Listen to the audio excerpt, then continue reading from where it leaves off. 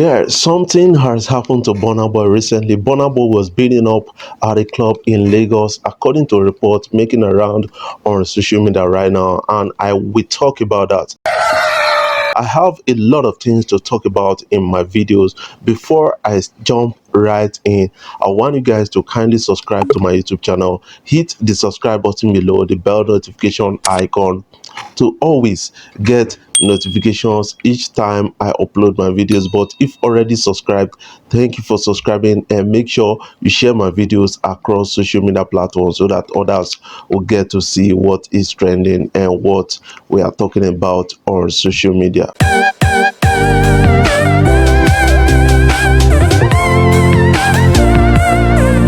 All right, now making around on social media is a report on the alleged beating up of Burna Boy. This happened recently in Lagos, according to the report, and they said they were suspected men of Obafemi Martins, and that is one thing a lot of people are now discussing on social media.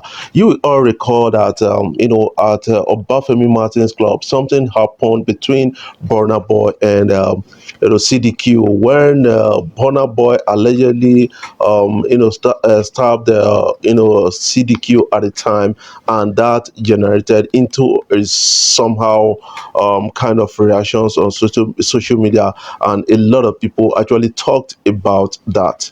Right now, the report that is making around about things is that Burna Boy was actually beaten up by some men at a club in Lagos. Yes, according to a report, Burna Boy was reportedly beaten by some boys loyal to the popular Nigerian footballer Obafemi Martins. The Grammy Award winner was reportedly slapped by one of the boys, which resulted in club attendees coming to settle the dispute. First News, which quoted a blogger, Cute Juice, said the Nigerian recording artist Wizkid was also at the club with the Grammy winner.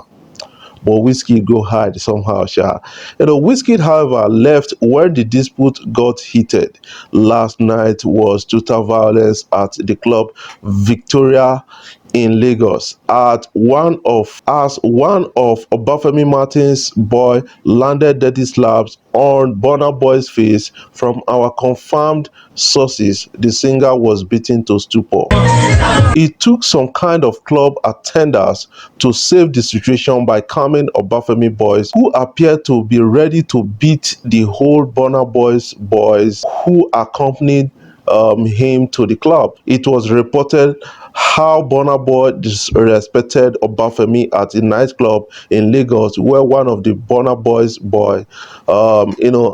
boys landed Oba a slap, and that is what is happening right now on social media. But according to a report, they said that this whole trouble started from Obafemi Martins, from Burna Boy at the time, because Burna Boy had issues with CDQ at the time, saying that CDQ is owing me, should pay me some money, and Obafemi Martin tried to intervene and was disrespected by Burna Boy, according to a report, and Burna Boy even slapped Obafemi Martins. This is what has happened right now. That is what is making around on social media. Don't fail to put your own opinion below in the comment section so that we can talk about it further. Nollywood actor Baba Ijesha in court today and was denied bail by the court. That is something a lot of people are now kind of reacting to on social media. You will understand that this guy was arrested and accused of child molestation, and video of him trying to have some piece of a child, a young person who is less than 18 years, made it around on social media, and at the time it generated a lot of reactions. Iyabo Ojo was all supportive that Baba Ijesha should go to jail, and while other persons were on the side of Baba Ijesha. Right now, he was arraigned at the court today in Lagos and was seen sitting on the floor.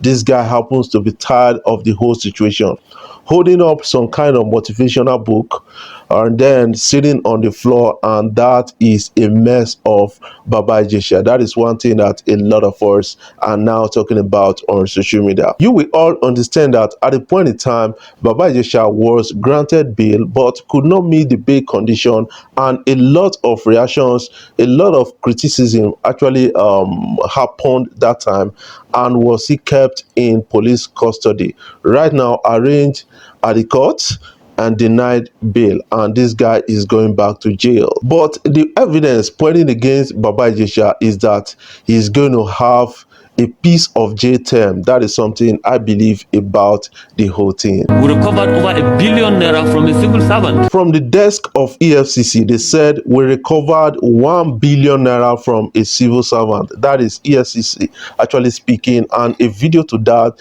is making around on social media. This is to show you that the system, Nigeria as a system, is being corrupted and polluted to an extent where it will take a lot to a kind of rejig Nigeria to a better kind of country right now. Having ₦1 billion in cash in an account is something disturbing, not assets, not cars, not houses, not property somewhere. Let's have the video of that. Just last week, I don't have to be saying this, I hope the press will not take it. We recovered over ₦1 billion from a civil servant. Just to tell you that the leakages are there. All of us that are ₦1 billion sitting in an account, not properties, cash. Just to tell you the problem that we have. Leakages are there everywhere. From what you are saying, from the budget processes all through to the allocation of... Guys, what can you make out of this? This is actually a huge corruption happening in Nigeria, and I think most people that do those kind of things, I think they are having some mental challenges.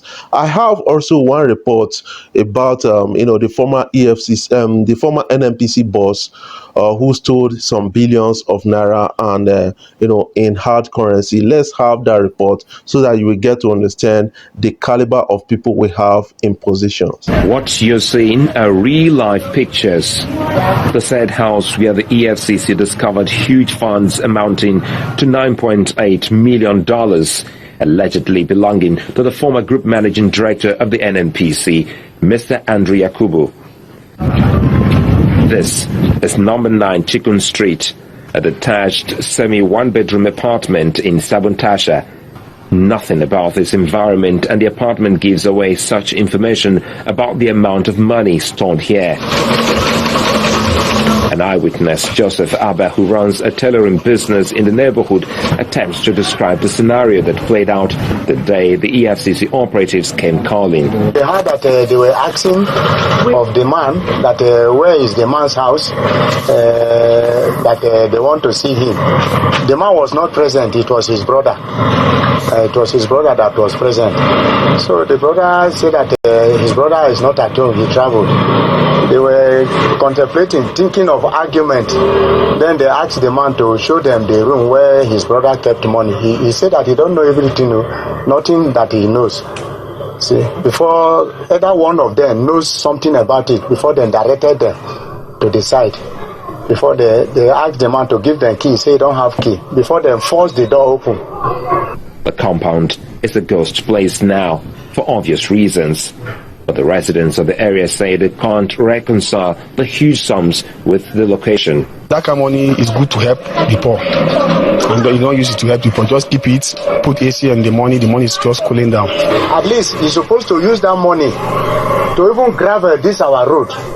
If he cannot do any other thing, he has to use the money to gravel this our road, or he can give us all the, as we are suffering from water now.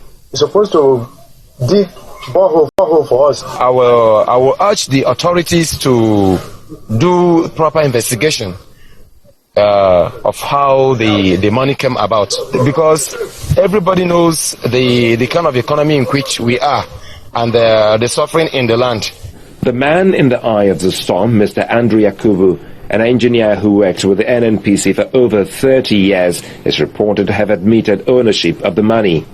However, in the days ahead, the EFCC should be presenting in details reports of the investigation into the monies found in the 2 fireproof safes. Guys, what can you make out of this? Put that in the comment section so that we can talk about it further. Before I jump right off, I want you guys to kindly subscribe to my YouTube channel. Hit the subscribe button below, the bell notification icon to always get notifications each time I upload my videos. But if already subscribed, thank you for subscribing, and make sure you share my videos across social media platforms so that others will get to see what is trending and what we are talking about on social media. And don't fail to drop your comment in the comment section below.